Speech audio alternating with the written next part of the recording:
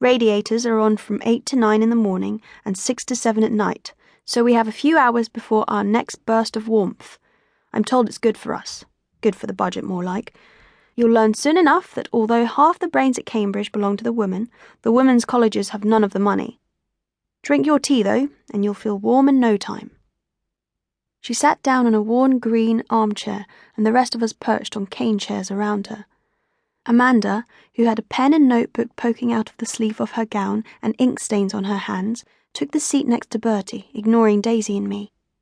I sipped on my tea, wrapping my fingers round my cup gratefully, and then picked up a scone.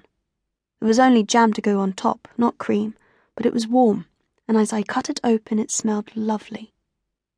There aren't many students staying with us over Christmas, so you've almost got the run of the place, said Aunt Eustacia. I have put you in one of our first year's rooms. Trilling, I think you know her, suggested especially that you stay in her rooms while she's at home for the holidays. She thought you might be pleased. Are you pleased? I had a moment of confusion, and then I realised. Henrietta Trilling was King Henry's real name, our head girl from the year before this. King Henry! She'd been part of our first real case, the case of the murder of Miss Bell, our science mistress. Why, yes, Aunt E, said Daisy. Of course. We beamed at each other. Don't call me that silly name, said Aunt Eustacia. I suppose you've picked it up from Bertie. Bertie, you are a most dreadful influence. Now, my nephew Felix tells me that you had some more difficulties at that school of yours last term. Quite shocking. Tell me everything. In 5 minutes, Aunt Eustacia had prodded out all the details of the bonfire night murder from Daisy, though not, of course, our own involvement. She looked quite fascinated, and I saw very clearly that if Daisy's Uncle Felix somehow turned into an old woman, this is what he would be like. Amanda was also listening in curiously, blinking and brushing clumps of hair from in front of her eyes. She looked tired, even more than I had noticed earlier. Now, Price, said Aunt Eustacia to Amanda when we were finished, I hope you'll look after the girls properly. She gave all of us a gimlet gaze. And that you will all behave yourselves properly and be a credit to the family.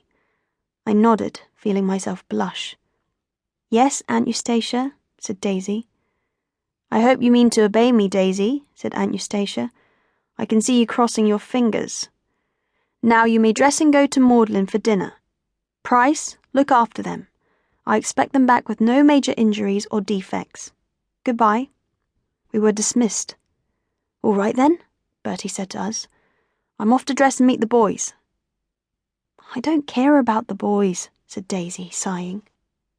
Of course you don't, said Bertie, and Hazel's face is always that colour.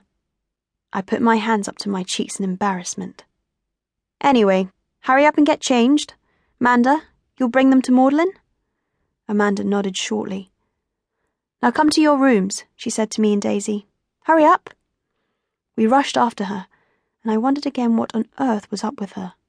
Whatever it was, I had a funny feeling that the key to it lay in Maudlin.